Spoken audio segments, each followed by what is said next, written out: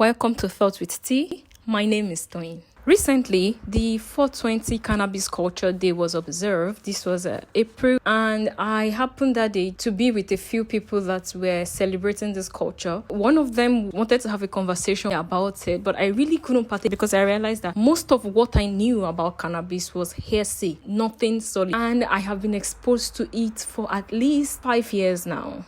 So I decided to research on it. Today, we'll be talking about cannabis. How I got exposed to it, the effects of cannabis, and my present relationship with cannabis, medical uses, countries where cannabis is legal, in what form it is legal. And let us get the facts out of the way. First, cannabis is a psychoactive drug. It has two major components that are responsible for most of its effects. First, THC, which is tetrahydrocannabinol. Very boring name. Let's just call it THC. And the second component that's interesting for it is cannabidiol. Let's just call it CBD. So THC is the psychoactive component and CBD is the non-psychoactive component. They both have several medical uses. CBD, that's cannabidiol, has been approved by the FDA in some states in the United States. And yeah, it's approved in Canada also in some sort of drug form. It's actually approved for medical use in some countries. THC, on the other hand, is the psychoactive component, and yeah, it's not having a lot of approval in a lot of places, and there's lots of risk in using it. So yeah, it's not really getting a lot of approval. However, there is a drug called Sativex that has a combination of THC and CBD, and it's approved for use in some countries. So there's like politicians, activists, legislators that are pushing that cannabis should be made legal. It makes cannabis of like national interest. The fact that a lot of important people are trying to make it legal makes you think, why are they trying to make it legal? If it's not medically approved, why are they trying to make it legal even for recreational use, like for people to just use it and just have fun from it? First, let's get to the misconceptions that are associated with the use of cannabis, or if you know it more as weed, the misconceptions that are associated with the use of weed. First misconception is that it is non-addictive. It is addictive, and it is addictive with withdrawal symptoms when persons try to stop using them. Second misconception is that it improves lung activity. No, it doesn't improve lung activity. So I think this misconception arises from the biological fact that the use of cannabis, it causes widening of the bronchioles. Because of this, many people think it improves the activity of the lung, it improves the functioning of the lung. But actually, in the long run, what actually happens is that it has been reported to be involved with chronic bronchitis. Misconception number next, it is possible to smoke only cannabis. So, well, there are extreme circumstances where persons with very high discipline use only cannabis.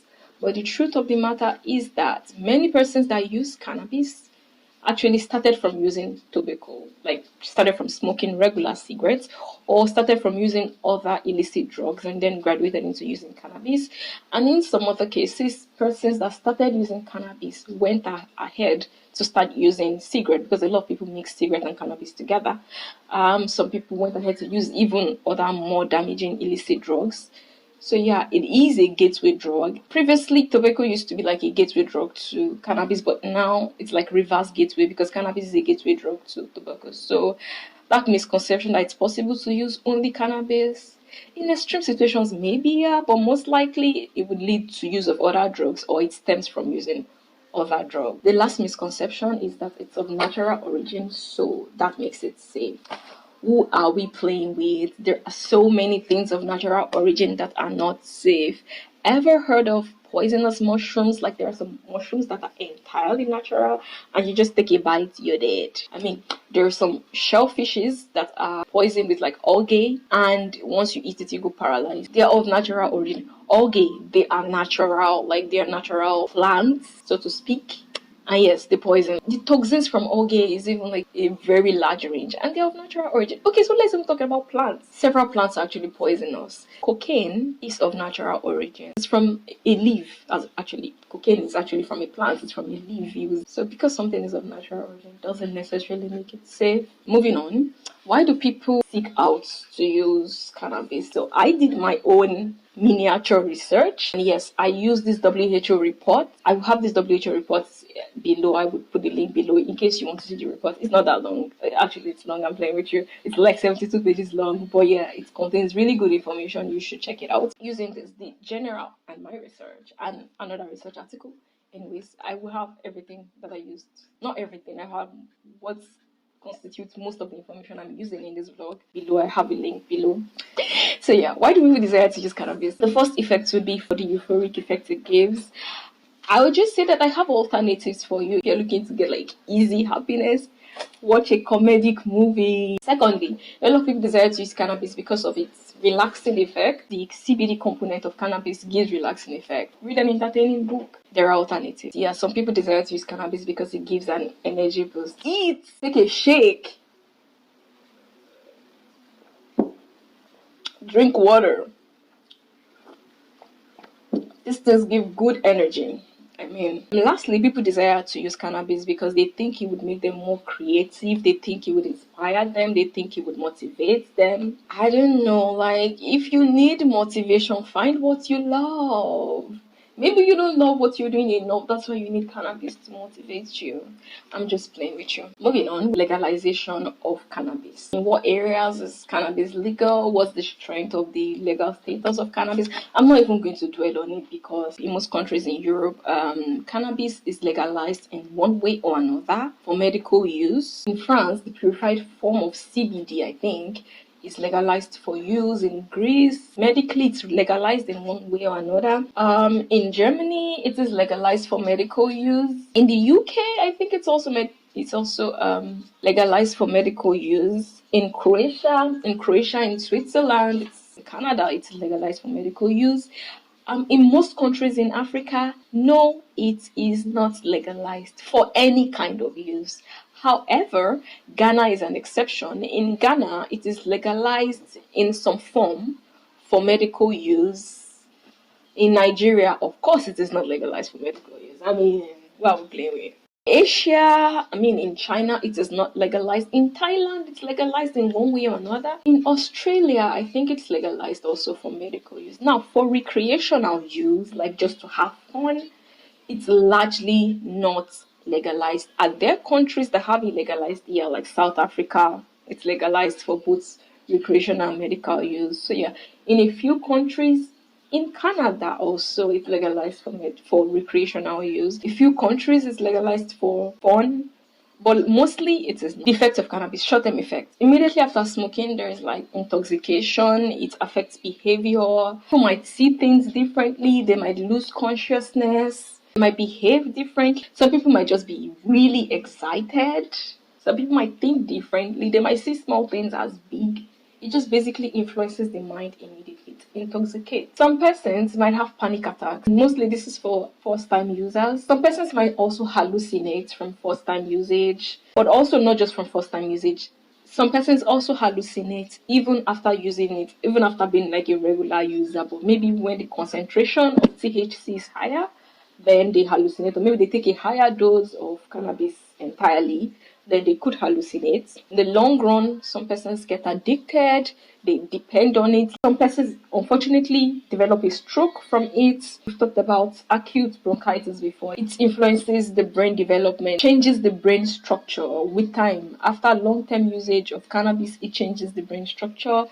It reduces the density of neural fibers in some parts of the brain. It lowers the IQ. It's associated with lower educational outcome. People achieve less educationally, lower life satisfaction, and it increases the risk of using other illicit drugs. It impairs the memory, it impairs cognition, it influences people's ability to learn. So now that we have the facts out of the way, let me tell you the story I said I was going to tell you. My service year was the first time I got exposed to cannabis. There were persons that were using cannabis, and initially I didn't know that they were cannabis users. They were like new users, and anyways, it didn't show on the face. Several cannabis users that I have met, it doesn't show in their appearance. The effect of cannabis starts to show in the long term. They were just regular COP members just like myself, and sometimes when we were together doing things, they would use cannabis I'm hanging around conversing with them, now learned more about it. When someone wants to smoke, I excuse myself or have them excuse me because now I am a secondary non-smoker. Now let's move on. My take on cannabis is this. There's a 9% chance that you will get addicted to use cannabis. You would say that chance is low, but do you realize that the chance of dying from coronavirus is like from maybe below 1% to about 5%? Like it's really low. But do you realize how many people have died? Do you realize how much of a global pandemic this is? Because the chances are low doesn't mean it doesn't happen. You may not become addicted, but why would you want to risk finding out? Why would you want to risk disrupting your life if you do have an addiction later on? And personally, I generally don't like the idea of depending on something to do basic things. So if you have a medical condition and it's a drug, it's a prescribed drug, okay, that makes sense. And usually some people say, oh, you can use it to treat depression. So if it's not chronic depression, if it's like maybe mild depression, I feel like there's a whole reason why you're depressed, and cannabis will only relieve the depression shortly. In the long run, you're still going to be depressed and you cannot afford to continue using cannabis because then you might develop an addiction. So it might be more helpful to visit a therapist that would actually help you get to the root of your depression and you get out of it instead of now turning to a substance that may not actually solve your problem but will just give you risks in the whole process. And some people might argue alcohol and tobacco are even more harmful than cannabis, but still they are legal. Think about it. Drunk driving is the second factor in the whole world that's responsible for road accidents. Now, tobacco is ranked by WHO as the one cause of death in the whole world that could be prevented. Now think, if tobacco wasn't legal, would it still have this status? I think the problem with alcohol and tobacco having this much damaging effect is because 1, they are accepted, 2, they are available, 3, they are seen as cool, and they are also addictive, which means that there is a possibility to abuse it. And even if you're not addicted, there's also still the possibility to abuse it because it's very accepted. It's damaging, but it's accepted, it's legal, it's okay to do it.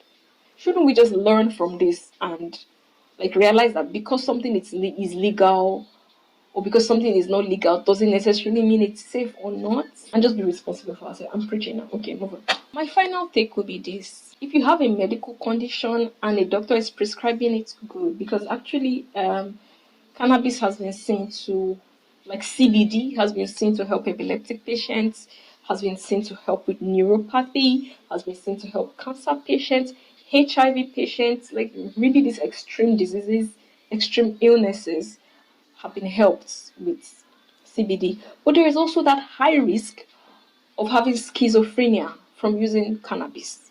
It's associated with schizophrenia, it's associated with going crazy. Do you really want to risk that? So my personal take is this. You don't want to risk going crazy. Okay, let's assume you don't go crazy. You don't want to risk having an addiction. You don't want to risk reducing your IQ. Are we even that much intelligent before that now we want to reduce our IQ? You don't want to risk altering your behavior based off of something you think you're having fun out of. So I think that the risk outweighs the benefits for recreational use. If it's a drug, then yes, it's a drug. You're using it as a medically prescribed drug.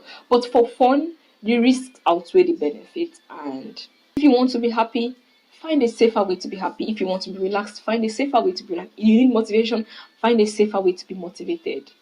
You don't have to abuse a drug to achieve this thing. I hope you learned something from the vlog of today. Till I come your way again. If you found this vlog helpful, please subscribe to my channel and drop a like. Thank you.